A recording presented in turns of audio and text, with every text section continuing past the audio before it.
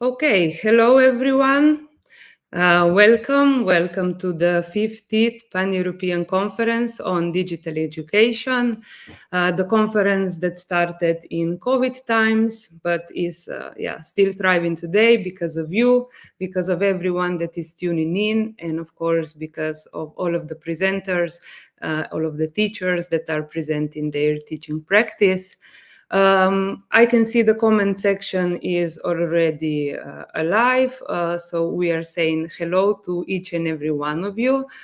Thank you for being with us. As you know, in the comments throughout the conference, you can always pose the questions that you have, the comments, your opinions, and we will, of course, share it. So let's start. First, I will just present the titles of today's 4 presentations. So we will start with the first presentation by Dr. Elena Llorca-Asensi.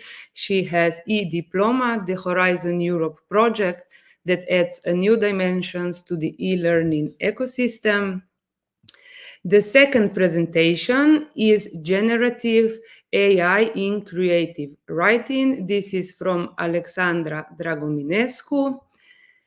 The third presentation is Empathy for Inclusion, Developing Skills for Companies with Green Inclusive Purposes from Tina Kariž. And the fourth one is Going Green with Digital Tools by Barbara Bošnjak. So these are today's presentations, and before we actually go to the presentations, I will invite all of the presenters into the studio so that they can just say a few words about themselves. So first I will call each and everyone. Hello, everyone. Hello. Okay, hi. So maybe just in order of today's presentation, we can start with Elena. Hello. Hello, everybody. My name is Elena. I am a teacher from the University of Alicante. As you can hear from my voice, I'm a little bit sick, but there is a colleague of mine who will maybe jump in the presentation to assist me, to help me finish. Sure. What I usually do is to teach sociology, and I also work with some innovative companies to help them with dissemination and validation of their systems. So today I'm going to talk a little bit about my participation in the project e-DIPLOMA. Okay, thank you very much, Elena. Thank you for joining us even though you are sick, and of course also to your colleague who might join in. Yes, Alexandra, I will give Hello, the word everyone. to you. My name is Alexandra. I teach literature and grammar at Grigore Moisil National College in Bucharest, and I'm very happy to be here. It's an honor. Thank you. Thank you. Okay, let's go to Tina. Hello, my name is Tina Kariž. I come from GEPŠ Piran, is a secondary school. I teach subjects related to economics, business economics, and also I'm happy to be here that I was invited to present some work we did within the project that actually we are in now, like a school. Okay, thank you. Yes, and Barbara. Well, hello, everyone. As you can see, my name is Barbara Bošnjak. I come from Croatia, where I teach English and German language in a secondary school called Isidor Kršnjavi Secondary School Našice. And I'm also actually a team member in the project team in our school. So I will be talking about our experiences with the Erasmus Plus projects and the involvement of digital skills at the same time. Okay. Well, thank you, everyone. For the moment, I will just put you in the background so that I can say a few practical information. And then, Elena, you can prepare for your presentation because you will be the first one. So before we continue, I would just like to remind you that all of the presentations are already available in our Facebook group, Pan-European Conference on Digital Education. If you are not yet a member, you are, of course, invited to become one or to follow us on any other social media. Of course, the link for the certificates of attendance will be valid for 24 hours. And you can apply for it via the link that will be posted several times in the comments section on YouTube and Facebook page.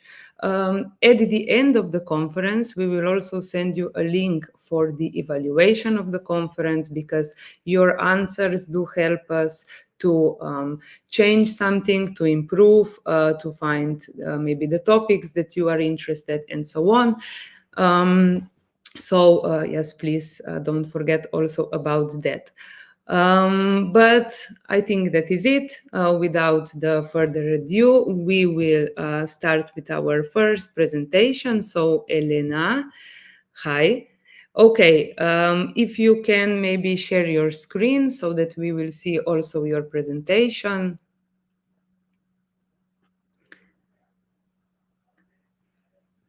You are, you know what, you have to unmute the microphone because for the moment now we don't hear you. Okay. Now I will see. Now, sorry, because when I had the screen, I was not able. Now, am I sharing? Yes, give me a second now, but now, yes, okay. Now we see your presentation and yes, you can start. Okay, thank you very much. Well, this is e-DIPLOMA, the project that I just commented. That is a Horizon Europe project that adds new dimension to the e-learning ecosystem. That's the goal of the project. e-DIPLOMA stands for Electronic Didactic and Innovative Platform for e-learning based on multimedia assets. These are the partners of the project. You have 5 universities in Europe, 3 other organizations like, for example, InnoGrows or Aris, and 1 technological company, which is Brainstorm. And the root of the project is, as many other projects, the pandemic lockdowns, in which a lot of issues related both to the students and teachers, the education interaction, were identified. In the case of students, as you all know, problems arise about the ineffective time management at any level, the lack of instant communication, not receiving timely feedback to be able to do their works, not receiving clear instructions or expectations. Those were like their feelings. And also the struggle with their ability to use educational technology. So as a result, most of the students felt somehow disconnected from the learning environment. And then the teachers, as you all probably had experienced, we had a lot of issues with our work organization and time management, working from home suddenly with just a screen to be in touch with our students. We had to jump online without any training nor tools. There was a technology shortage because it all happened like so quickly. Also some struggles with computer literacy. And it was really hard to connect with the students. So probably the best description for those days were in our side was stress. And not to talk about the issues that those teachers that had to teach some practical knowledge had to face also in those periods. So the idea for the project was technology has so much to give to the learning environment, and when the lockdowns, so many things failed. So the goal is try and overcome the weakness of the current e-learning. And the idea was to start exploring the potential of those technologies that are called disruptive and try to apply it to the e-learning. Because sometimes we were talking about technologies that were not already a part of the day-to-day e-learning ecosystem. And also to go a step forward of the current state of the art and be able to create really high quality content focused on experiential e-learning. Which technologies is the project working with? In the first place, interactive visualization, augmented reality and virtual reality, some interactive technologies, artificial intelligence, gamification technologies, chatbots, but also because technology changes so quickly, any other technology that in the time span of the project could arise or would be found useful to adapt to the educational environment. And the project started in September 2022 and is going to finish next year in August 2025. So without going quite deep in the results of the projects, in the project itself, I would like to mention the expected results from the e-DIPLOMA project, which are in the first place an innovative platform for e-learning, also a set of guidelines that could assist the teachers and the educational institutions, a roadmap with the actions needed to give the digital resources to teachers and tutors. Also an international training program for teachers, so we could be able to adopt the best practices coming from this project.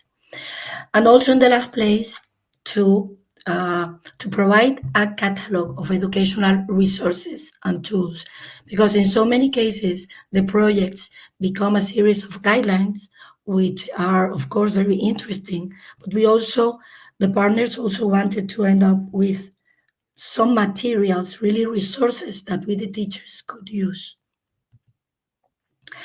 So, what is my role as teacher in this wide project? I'm not the only teacher assisting the project or collaborating with the project. In all the different countries and universities that are part of the project, there are also a lot of teachers who are doing similar tasks as the one that I am performing. Sorry. In the first place, my role is to explore the challenges of Edison virtual reality system for teachers. And Edison is a virtual studio system that has been widely used for years in the television and cinema environments. It's used in a lot of programs, in interviews. Maybe my colleague could jump in the presentation, because I am really having a hard time to keep up with the presentation. I don't know, Tina, if you can help him to get in the floor. No problem, Elena. I'm in live now? Yes, well, I can hear you. So no. You can continue sharing the screen so I can explain more. Okay, thank you. No problem, Elena, at all. So yes, this is the virtual studio solution that has been extensively used in television and cinema, and this is the first time that is going to use for education.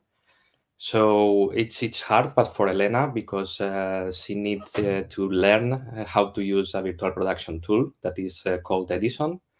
and is now used not just for education, but also for small productions for YouTubers and with small productions in local TVs, etc. She had to learn how to be a film director, because at the end you have several cameras and she needs to choose different position of the cameras, etc.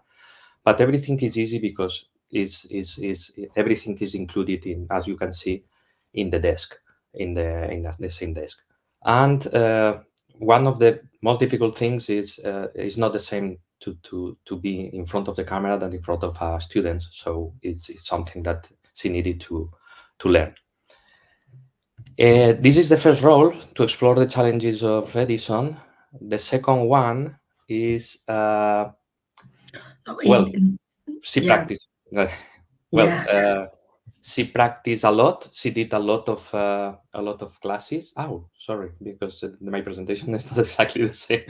But she practiced a lot, and she did a lot of classes and outtakes, and she gave a lot of feedback to the company, because the company was aiming to improve this technology and to make it easier for the educational market. So she gave a lot of feedback, and now she is surveying the students and how to react to the use of the virtual studios for online classes. And what they liked the most is that they have a great sense of presence of the teacher compared to previous experience, compared with conventional video conferencing system like Zoom, etc. And they could connect better with the content and with Elena and with the teacher. Next slide, yes.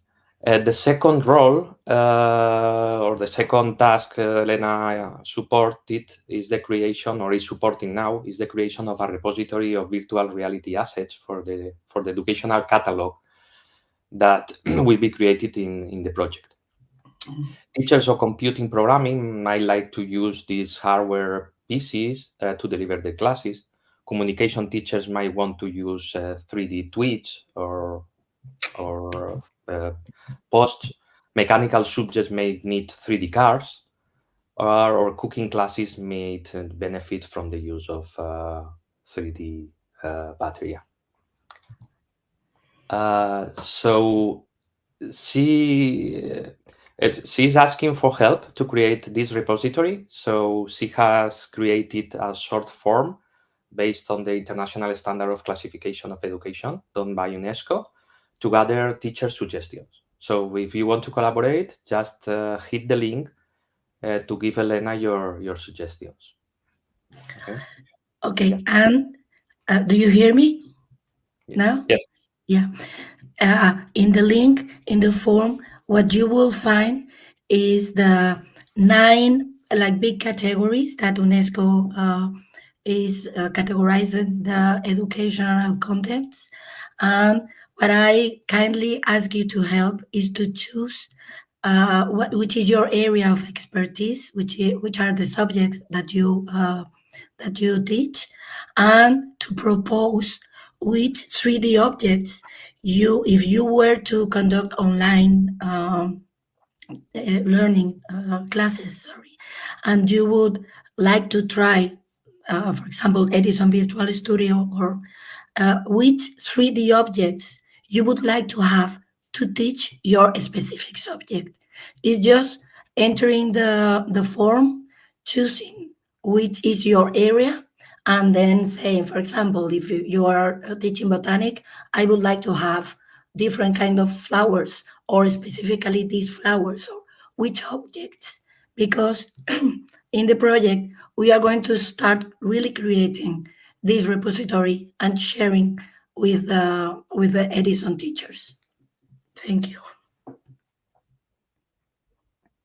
Okay, You finished, right? So thank you also, Francisco, for helping out.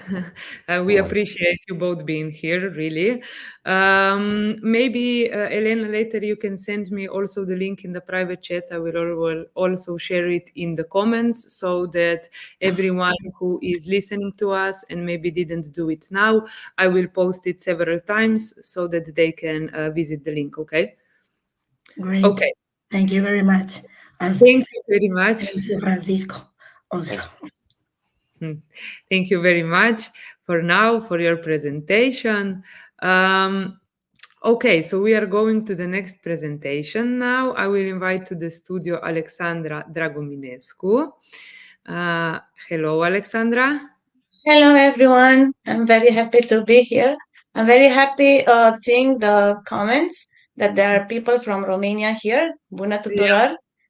Yes, it's nice. It's a nice thing. I will talk about AI, generative artificial intelligence, used in creative writing, which is quite a topic. And I will start my presentation in a minute. Yeah. I hope you will. Yeah, when you will share your screen, I will then add it to the studio. Yes, we have a lot of comments. We can see from Romania, I saw from Italy, Sweden, Lithuania, lots of participants. So first, now you see the screen?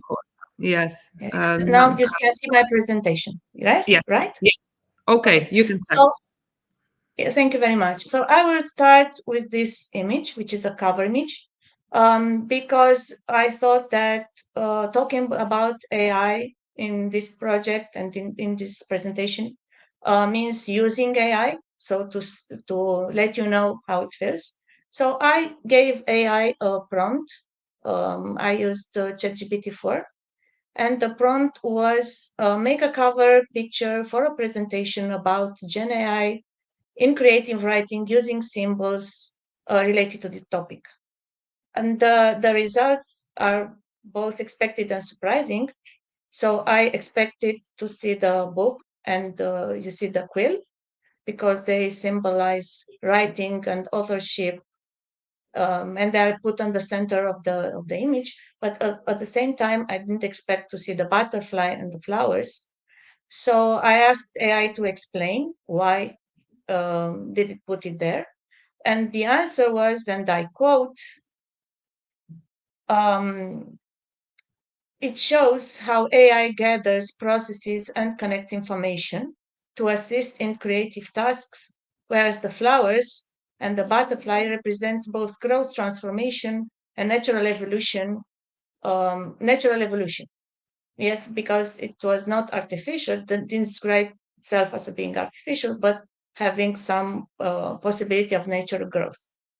And this made me think of a theory. I don't know if you are familiar with it, the Chi theory, and the Curtin adaptation innovation theory, which offers an understanding of the creativity type. There are two, actually, adaptive and innovative. Whereas the adaptive people try to optimize what they already have, the innovative people try to experiment more and they are not so interested in following the rules. I would like to mention that at class, I give students a very easy test inspired by this theory in order to see their tendency, if they are adaptive or innovative. And this helps me a lot in working with them in a group. But if I give AI this test, the test that I give children, how would he react to this? What would be the score? Would he describe itself as being adaptive or innovative? And for a long time, I thought it is definitely adaptive because it is fed by information that we humans give to it. And this is how I first used it.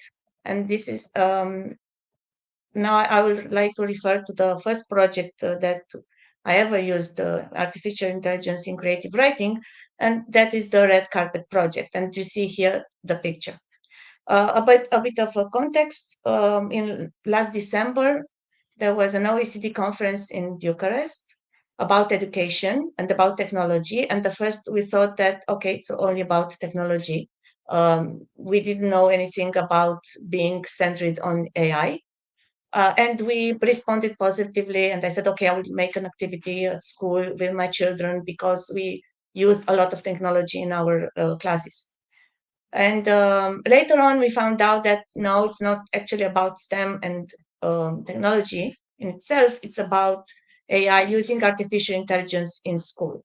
So my first impression was that it will never work because I thought ChatGPT is only used by children to trick the homeworks and to finish them very quickly, yes, without putting their head on it. And some, of course, do this. But then I started to have some courses and to gather more information about using AI. And we started from a project that was already made. It was an English project about red carpet.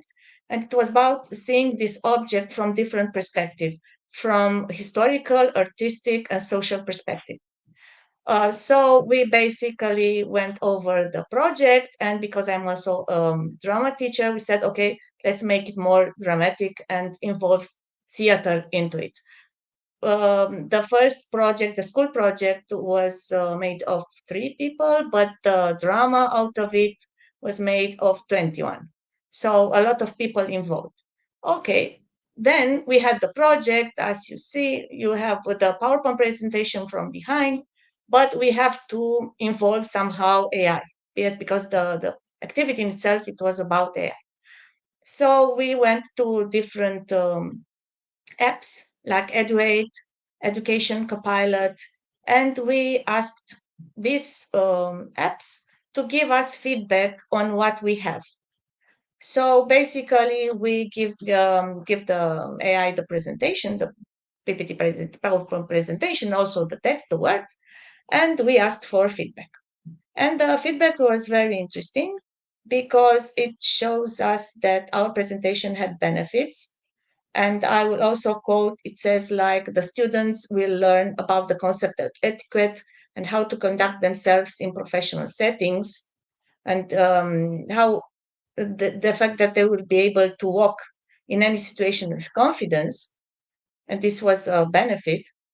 But there was also a negative potential outcome because I thought that our presentation, our initial presentation, was full of information. Somehow it was confusing, and it has some lack of relevance. There was an abundance of examples that could be overwhelming, and I quote, and prevent students to see the relevance or importance of learning. So we basically had to break down the information into smaller bits, to have more slides, to think about the examples that if they were relevant or not, and to give less examples than we initially thought. So it did help the presentation become better in the end. So it helped us improve. And also we used it because the presentation was in English. We used it to make the style more natural, to have more, to be more impactful, and to gather more clarity and coherence. So this is how we used it. The presentation was a success. Teachers from OECD that visit us were impressed. And they also asked us how we used AI. And this is what we told them about actually using AI more as drafting and editing, not for generating ideas and for writing the text itself, because the text was written 100% by us. Later on, so after this project, which was at the beginning of December, we had the opportunity of joining another project, but this time it was quite very different because it was a play that my team was supposed to stage on a nursery home for elderly. is for old people. So we basically didn't have any time to prepare. We didn't have time to write it. There were 2 weeks for the script to be written and also to be staged and also rehearsals. So very, very few time.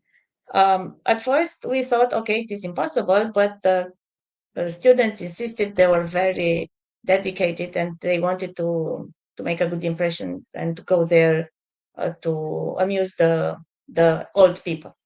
So, okay, we thought, let's go back to our friend, that is AI.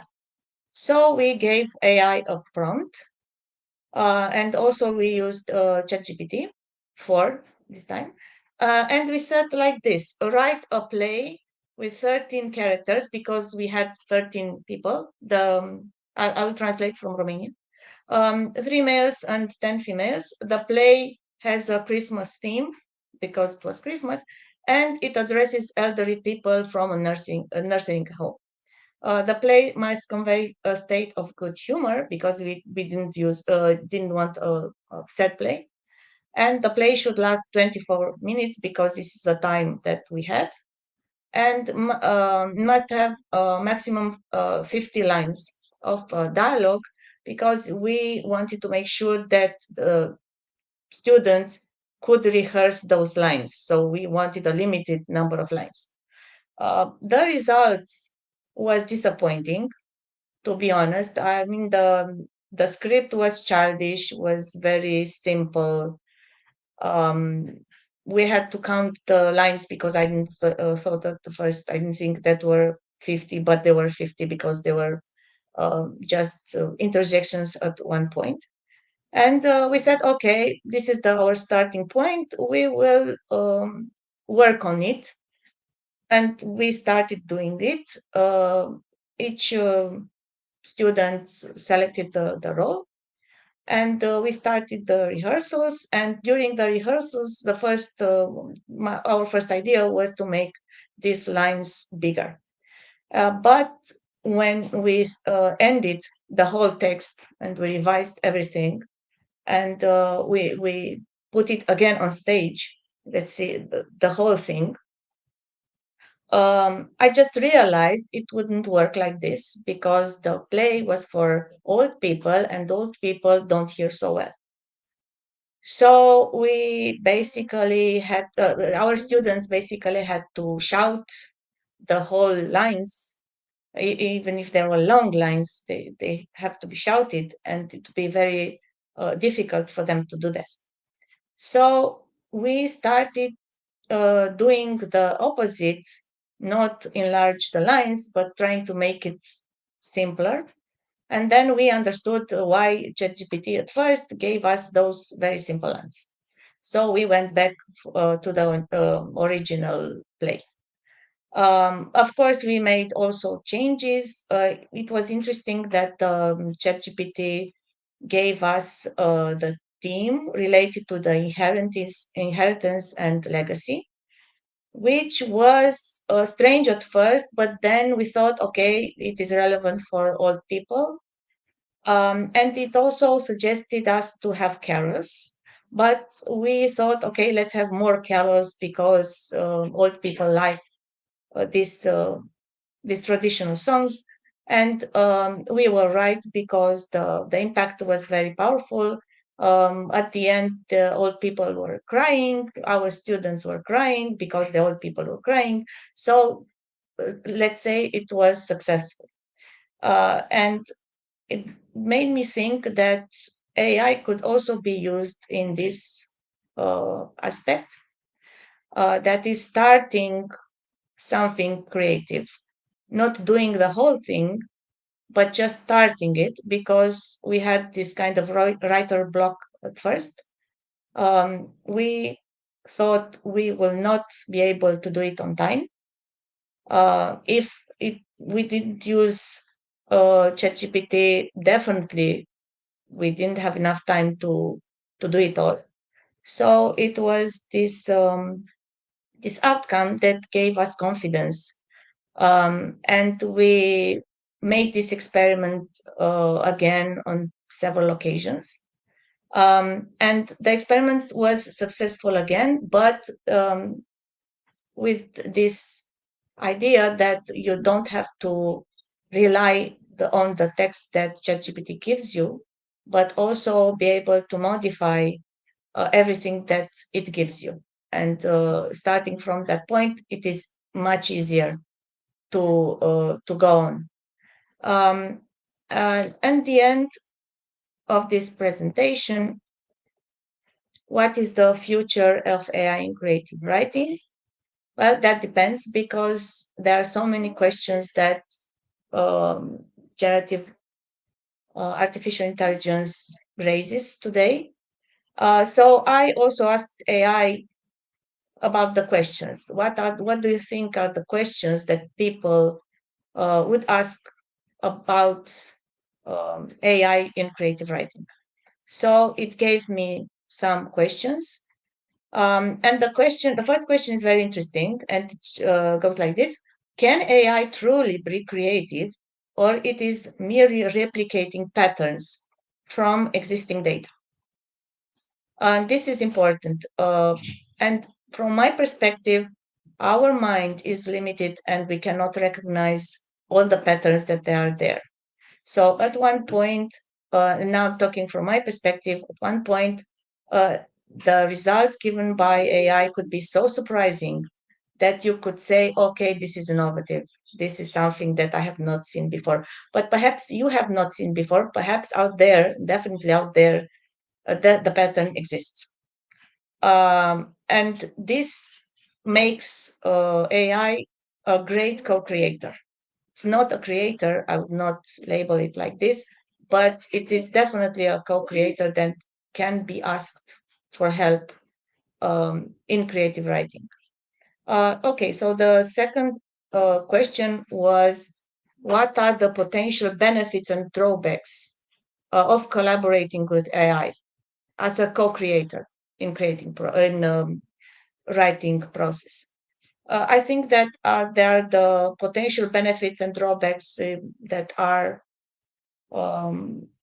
even if you have human help, because of course there can be false information, of course there can be things that are out of place, but it is only a co-creator, so you are in charge. The human are in charge, and you can judge if the text that is given to you is okay to be put on stage, for instance, or not, or to be presented to the children or not. And also people have biases and misconceptions, and I don't think this is such a big problem. And about the other question was about the ethical concerns. How do we ensure that AI generated context is original and not copied from other sources? Well, we don't have the possibility to check this. I know there are some apps that do this, but I think that this could be easily resolved if we manage to introduce our own creativity in the task and not copy the text that is given by AI, because by making these interventions and by changing things, the result is definitely unique. It is original. It is not something that has done before. So if you have questions, please ask them. I'm not. I don't know what is your perspective on using AI in creative writing. My first perspective, so the first time that I thought about it, was not a good one. So I rejected the idea. But later on, when I used it, I found out that it can be helpful. So the challenge is challenge your conception, challenge your thoughts about AI, and use the AI. And after you used it, then decide whether you want to use it more or to put a stop to it because it's not helpful. Thank you very much. I'll stop the sharing now. Thank you, Alexandra. I think your presentation was very interesting, and if not, at least maybe your presentation is challenging the perspective also to our listeners. I have also asked them in the comments what is, their experience, what do they think, so we will see what some of them said that they are not using it yet, and am still waiting now for the answer. So if anyone wants to share what they think or they have some question. Okay, somebody wrote that AI in our classroom helps students by offering personalized learning experiences. Okay. Yes. Yeah. I'm not talking about AI in general. In learning, I'm talking about AI used in creative process, in creative writing, which is quite a bit different. Thank you for the words that you wrote in the comments. I was very nervous presenting it. Definitely nervous. Thank you. Hi, yeah, I know, and I think you did a great job. So congratulations. So for now, if there will be any more questions for you, we will ask you at the end. Okay. Okay, so we will move now to the third presentation. Yeah, we have with us Tina Kariž. So I will invite her to the studio. Hello, Tina. Hi. You Hi. can hear me? Everything's okay? Yes, we can see you, we can hear you, everything is fine. I will also now put your presentation, and if you are ready, you can start. Thank you. So first, I would like to thank again the Primera Group and Blanca and Tina for letting me present this activity, Empathy for Green Inclusion, Developing Skills for Companies with Green Inclusive Purposes. My name is Tina, that is already known. I teach technology of communication, business economics and entrepreneurship, and financial literacy in vocational education training programs. I also, every year, I mentor my students when they apply to junior achievement programs or when they go to the competitions. Where do I come from? I live and work in Piran. Piran is a smaller town, a smaller city on the Slovenian coast. There is also the school I teach in. It's called GEPŠ Piran. It is a secondary school. It's situated in Piran, one division, and the other part of the school is in the nearby Portorož. The section in Piran practically offers classical linguistic and grammar program. The other side, my side in Portorož, is offering 4 VET programs, maritime, electrical, logistics, and this year also informatics. I teach in the logistic program. And as our school has been involved in many Erasmus Plus projects and for many years now, in the last 2 years, me and my colleague in Portorož section, VET section, are fully involved in a project called Growing Green, Circularity in VET. Is a project also co-funded by the European Union, and it's Erasmus Plus project. The main aim of the project is fostering green entrepreneurial mindsets based on the circular economy and green capital concepts. So in the first year, or that would be the first part of the project, teachers had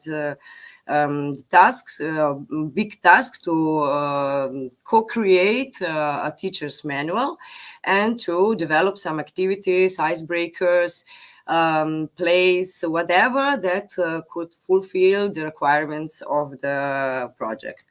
The second year, it was up to us to test what we created. So we went through all the teachers' manual and touched everything a little bit. So when I was thinking about the goals that I would like to achieve through this activity, I was thinking about what I like to do. So practically, I decided to work on raising the awareness of individual and collective responsibility within my students, try to develop some empathy or maybe empower empathy in my students. Then I really was keen to work on their team working and improve the ability to recognize some green inclusive directed practice, because when they will finish their programs, they will come in this big world of working, and the companies are already going green, are already making transitions, so they can be prepared. I also encourage cooperation, empathic, creative, inclusive thinking. So that were my goals in this activity. The target was set is vet students. I teach in a logistic program, and I involved the students from the first to the third year. That practically means that 106 students were involved in these activities, testing the teacher's manual. For my activities and for work with me, no special abilities are required. I just demand some positive attitude, some positive approach to things that we do in class or what they would do at home. Practically, the activities were organized in some pre-class, like homework, individual work at home, and in-class group working. So they were practically divided in groups, in working groups of 4 or 5 students. And that was practically from October on, we went with these groups, so they became practically teams. As I said, we had the sessions and the topics were related to the chapters of the teacher's manual. I will not explain everything. It would be too much and too long. We just covered all the topics. So Intercomp, Green Comp, circular economy and sustainable development goals. And finally, also the Green Deal, and we connected everything to the Sustainable Development Goals. We were prepared practically now for the 5th chapter, that in my opinion is the more sensitive chapter. So this was also a time where I wanted to do a checkpoint, what we accomplished, and get some students' feedback. And in this discussion, I introduced the new topic. Practically, we had a new discussion about inclusive and green strategies. Because my students attend a logistic program, and that will be their future field of working, normally I picked something from their field. So I took a short promotional video of Americold Logistics, which is one of the major temperature-controlled warehousing and transportation company based in Atlanta, Georgia, USA. That was our state's case study. As the European Green Deal proposals, the Commission proposals are quite severe for this next future, very quickly approaching 2030 and 2040, where they would like us to reduce emissions practically for buses, for in-city buses, for 100% zero emissions, and for trucks 90% reduction. I thought that would be really good for them to hear about that, because they will be working in that field. So everything was practically about trucks, buses, but really directed to food transit pollution.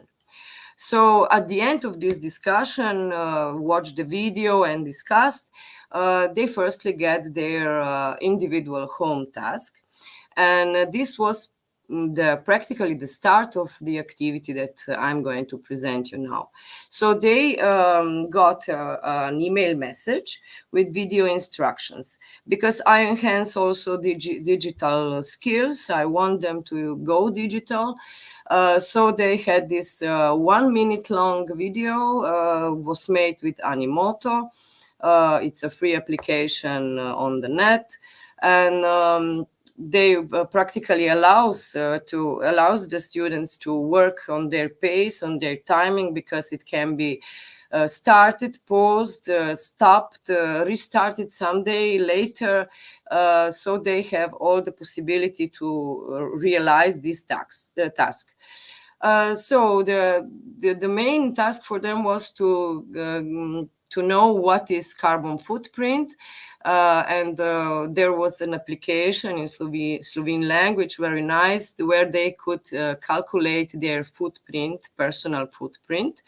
If they didn't know before what carbon footprint means, I also found a short video that was recorded by young people as they are. So it's a peer-to-peer method that was working. So they could really understand what means carbon footprint. Then they did this calculation for themselves, and the instructions went on and said that they should check the QR code, and then they had to read an article about the carbon footprint of the food supply chain. Normally, I wanted to know if they would do this homework and how prepared they will come in the classroom. So I asked them to post their results in one of the shared Jamboard document. And practically, when I opened it, I found this many posts on every board, because these are practically 4 classes. And I was then happy because they worked with me, and I prepared a nice in-class activity. This activity is practically divided in 2 parts. In the first part, normally when we came to the class, we had a little bit reviewed the topics and we connected to the actual lesson topic, because I wanted to continue with food insecurity. Again, the students watched a short video, because I tried to use the tools that are practically available, and that they can easily listen, watch. The teenagers, it's not that they like to read some theoretical things. I'm sure you know that. So I really helped myself with the videos. So firstly, they should know what food insecurity is. So they got a short video of explanation.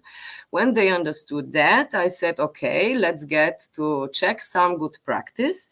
And I directed them to the Vancouver City homepage.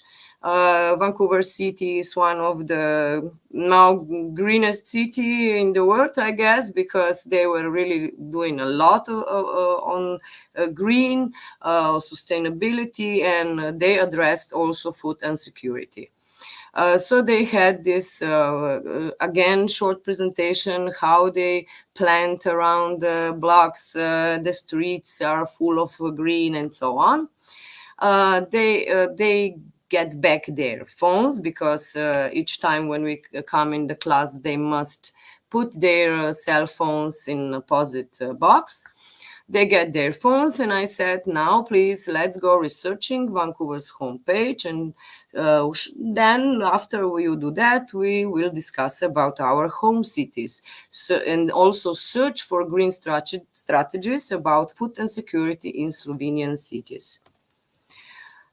When they finished with this first part, we tried to merge what we understood, and our findings were that the students understood the topic, helped by explanations, and showed the statistic about population who live in food insecurity condition. Because maybe Slovenia is a smaller country, and maybe we do not address this topic, this problem yet. Maybe we will someday, I don't know. At this moment, everybody in the classroom knew what is the problem and how cities are facing the problem with green and inclusive strategies. The second part was then a group working. They were already divided into these groups, working groups. And practically I searched from them. I asked them to brainstorm, and all the groups got the same situation, and that was a city without food strategy facing urban food insecurity. But each group get a different character. Better off citizens was one character, poorer citizens, food traders, farmers in the city surroundings, and logistic companies.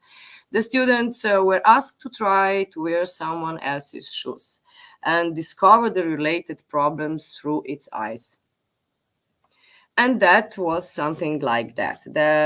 They got some blank posters, they got Legos to make models, a business model. They had to write down their ideas, their connection between different communities. The groups then had to connect between them to find some new green, inclusive and innovative solutions to the problem. And it's something like that. I really put all the pictures or the photos because I'm proud of them. I really enjoyed, and when I did a little bit of evaluation of our work, also they enjoyed. They said it was nice, especially the Legos. And also in some occasions we took the cards. We have a playing cards that was also created in the project. We addressed all the emergency cards, because also in Slovenia we had some problems with climate change's impact. We had many fires and floods in these years. That was not so usual before. And practically the young people can connect with these things because they heard them, and they enjoyed all the time having group work and being together and getting to know each other better, and in the same time learning, finding new ways to do things in cities, and they practically were working very well. So I had many posters, many products that they made, prototypes, and so on. So in conclusion, the activity supported students to better understand and respect different point of view, understand other needs and desires. I think not only me already saw that maybe this thing is a little bit, they have a shortage on that. It's a lack for them, because they are young and they live in this crazy world that we have now. We are on the cell phones all the time and so on.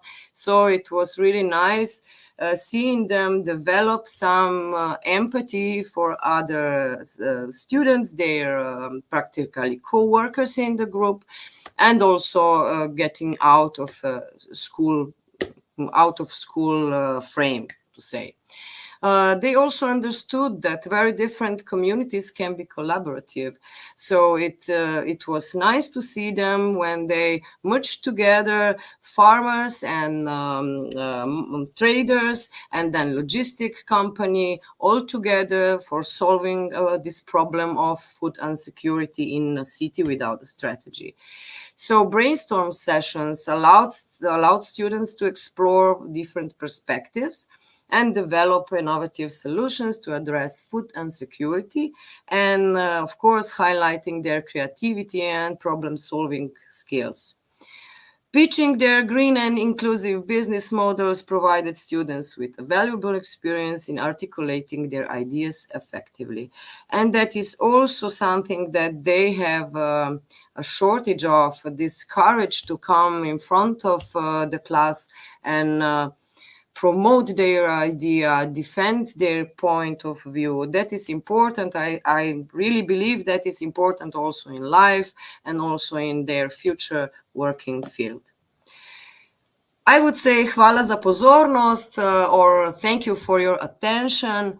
Hope to see you someday in Piran. We are here and we are on the coast and have many sunny days, so come. Well, thank you very much for such a structured, very well structured presentation. Also in the comments, they're saying that thank you so much for sharing these important activities. Thank you. Thank you. Yeah, so thank you for now, for the presentation, and if they will have any additional questions, we will ask at the end. Okay, thank you very much. Thank you, Tina. Okay, so we are now going to the last presentation of today's Pan-European Conference. So we have Barbara Bošnjak with us. I will invite her to the studio. Hi, Barbara. Hello, hi. Well, I'll just start by sharing my screen, okay? And then we can get started. Just me. Okay. So for those... So is everything okay? Give me a second. Yes, we can see it. I think you should see it as well. So if you are ready, you can start. Okay, thank you. Thanks a lot. So let me just start by saying or expressing my gratitude for being able to participate in this 50th session of the Pan-European Conference of Digital on Digital Education. Well, my topic is going green with digital tools, which I hope will somehow enrich the conference because it will show how a combination of project work and digital tools can prove as a useful way of implementing projects in classrooms. As I already mentioned, I'm also an English and German language teacher, so each of the activities that were created for the purposes of the projects also tend to improve some of the vocabulary and language learning skills. To start with, I would like to talk about a project. It's an Erasmus Plus project, small-scale partnership in school education. Because as I mentioned in the introductory part, I am a part of the project team in our school, and since 2009, I've been a part of every single project that has been implemented in our school. This is the 7th project I've been working on, and the reason I chose to present this one is not only because it is the latest, but because it includes a lot of digital tools for the purposes of its implementation.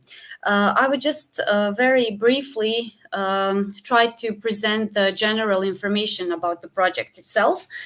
So the project started on the 1st of November 2022, and since it lasted for only 18 months, it ended on the 1st of May 2024. And its horizontal priority was environmental and fight against climate change, which means that this title, Time to Make Peace with Nature, was a very suitable one. The main objectives of the project were to develop the ability and, of course, raise the awareness of not only students, but also the teachers who took part in the project regarding environmental protection, and of course to change some behavioral patterns and habits when it comes to food wastage, clothes wastage, and so on. So introducing some new types of lifestyles as a change to aid environmental protection. As you can see, there were 5 partner countries involved. The French team were the leading one, and the other countries were simply partner countries who dealt together with the common topic of global warming. Each country, apart from having won this global topic, was actually assigned with a particular subtopic to handle. And so we have the French team. They dealt with the zero waste and green consumption. The Turkish team dealt with water and carbon footprint. The Portuguese team actually decided for recycling and upcycling. Finnish were oriented towards climate change, and the Croatian team dealt with natural disasters. I've mentioned the Croatian team last because this is the team I actually belong to, and for the purposes of our mobility, we actually created several workshops in which we implemented different digital tools. But to start with these digital tools, I would like to briefly just share the insight into the Padlet we've created for the purposes of disseminating our project. So every partner country placed every single piece of news or project results or project activities that were conducted throughout the project.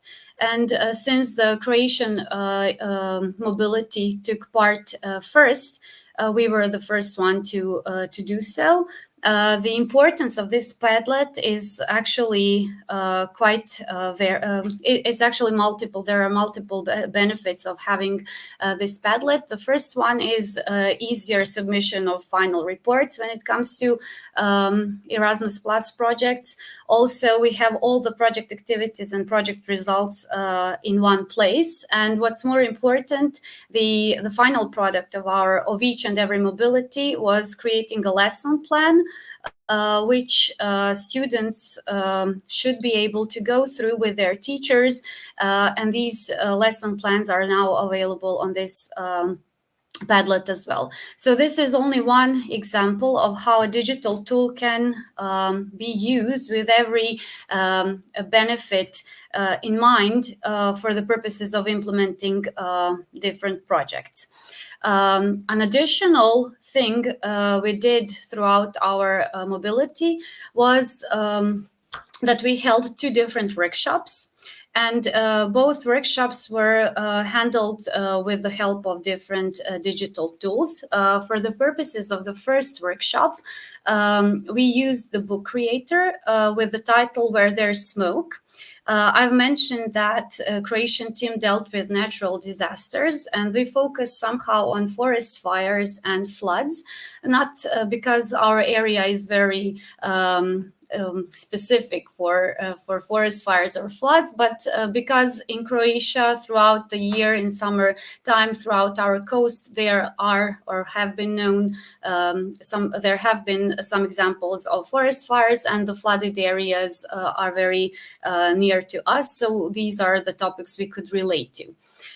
Book Creator is another digital tool I would like you to see and go through. So we use it to create a book in which we actually intertwined different digital tools for the purposes of various activities.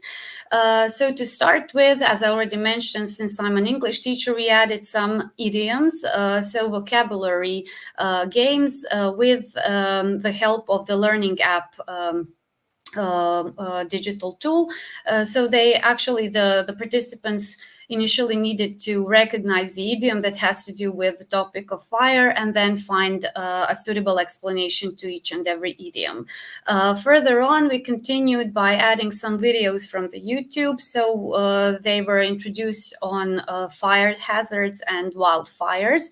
Also, we continued by adding some fire safety tips, how to behave before the fire, since what type of preparation should be done and so on, and then how to evacuate safely from a wildfire, and finishing off with how to behave after the fire. So this book, so to say, in this digital tool is some kind of let's say tutorial on how to deal with different hazards regarding fires, but regardless the topic, this book creator can be applied in many different ways in our classrooms on everyday basis, and it actually allows us to combine a variety of different tools, which we can then use for the for enriching our lessons, so to say, according to the preferences and needs of our students. The next workshop we held was about the floods So it's called In Full Flood, and this time it was created in Wakelet, another digital tool, which is some type of a platform, I would say, where again we can use a combination of a combination of different digital tools to prepare a particular, let's say, lesson plan. And in this case, we prepared a workshop. So as you can see, there are several pieces of educational materials placed here. We use Genially to pinpoint our location. So we said this was our base, so to say, the place where we were staying, the place where I live. This was our aim, to reach Nature Park Kopachkiri to witness the consequences of floodings. Osijek is our regional center. These two markings actually indicate the proximity of the Hungarian and the Serbian border, and this is our capital here. So to make it easier for our guests, for our partners to get around. Another activity we prepared for them was again a piece of a weather vocabulary. This is a learning app game where they needed to find a suitable explanation of each and every word that has to do with the weather. Some PDF files were added as well. These include different discussion questions they were dealing with in groups. But the one I would like to show you is the one that has some kind of a scenario, so to say, about a storm approaching. So this is a short explanation of the situation, and the idea was for each group to create a series of tweets to communicate the message to the public, but to make them feel safe and not to raise panic and when it comes to the arriving storm. And another Padlet was created for the purposes of this workshop, and this Padlet contains all the tips and tricks on how to behave before, during, and after the flood, and also some additional group work on researching and exploring what to do and how to behave, how to reduce floods, and so on. So this was the example, another example of how a digital tool helped us to combine a lot of different elements regarding our topic. Again, I say that this type of this tool and the combination of all the variety of digital tools it offers can be used in classrooms as well, with an important actually statement here that all of these things can be reused, recycled, adapted to whatever you have that you need in your classroom. In the final part of my presentation, I would just like to briefly go through the benefits of using various digital tools. We all know that our students are very, so to say, intuitive, creative. They belong to different learning types and so on. So digital tools, actually each and every digital tool prepares our students for 21st century living, which means that these digital tools enhance their digital literacy, while at the same time helps develop their digital skills. They are constantly surrounded by technology, so this is actually something that suits them very well. Digital tools also teach our students how to behave responsibly in an online environment. We always give them some safety tips, how to behave, what to do, what not to do. But digital tools also help them practice this in real life. In addition, all of the digital tools that we involve in our lessons, in my case here in project implementation, are actually fun and appealing to our students, because they seek creativity and they seek a way to, and we should also seek a way to make our lessons more enjoyable for our students. Digital tools are very easily manageable, which actually means that they are user-friendly, more or less, and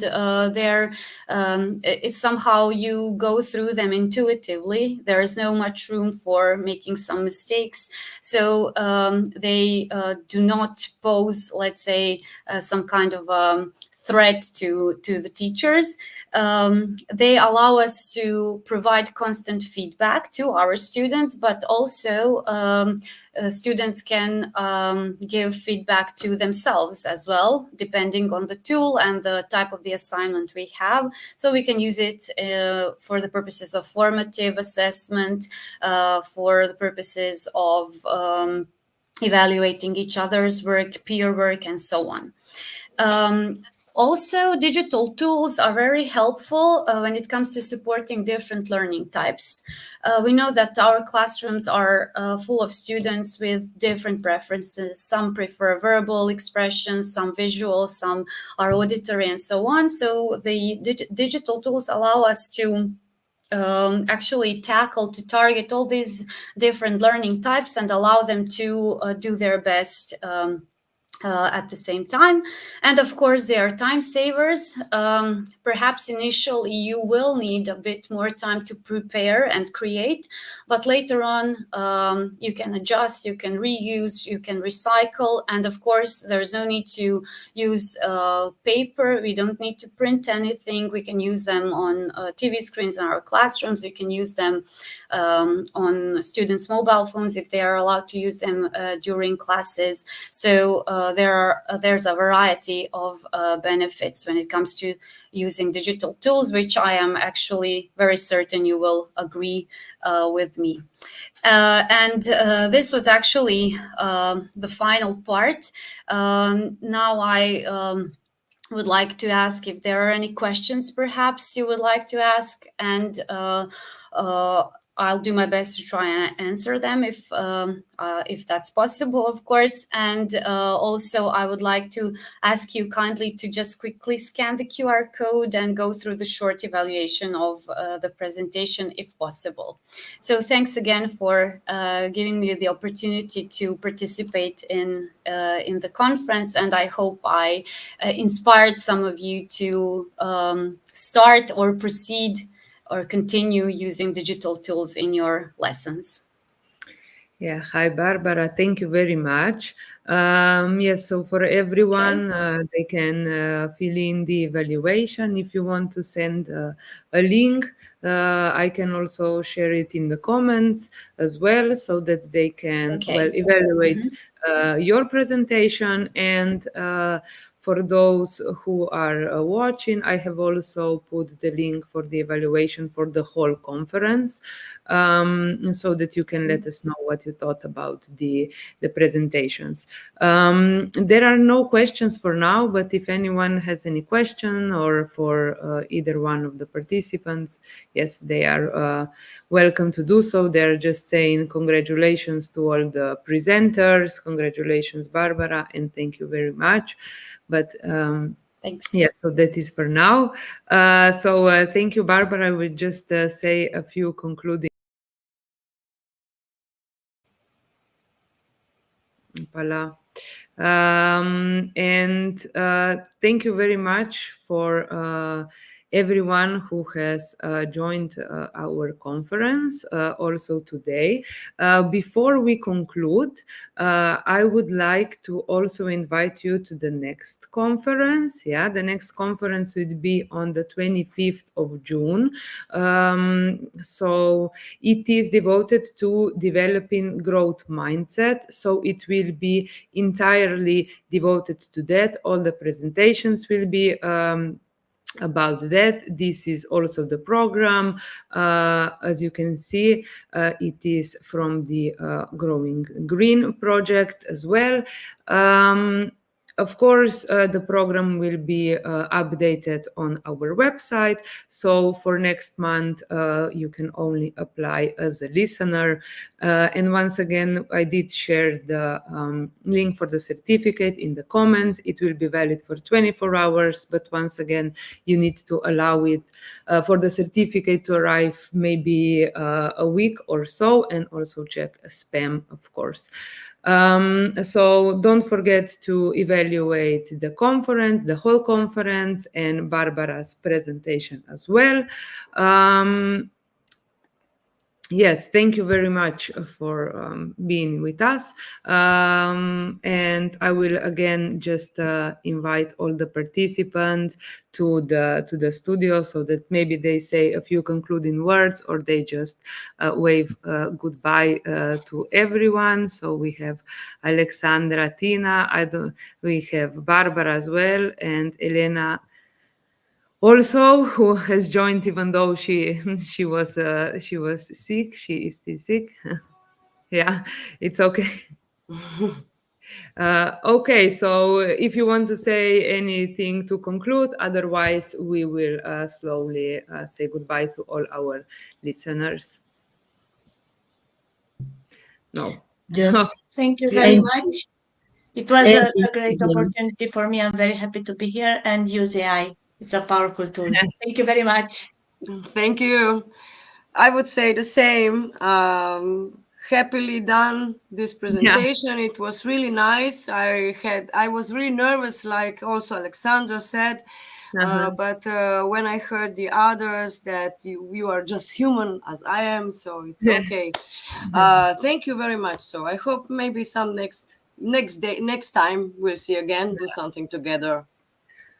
Yes, congratulations to all of you. You did very good presentations. They were well structured, and I believe that the participants also learned something from it. Okay, thank you very much, and see you next month. Bye. Bye-bye. Bye.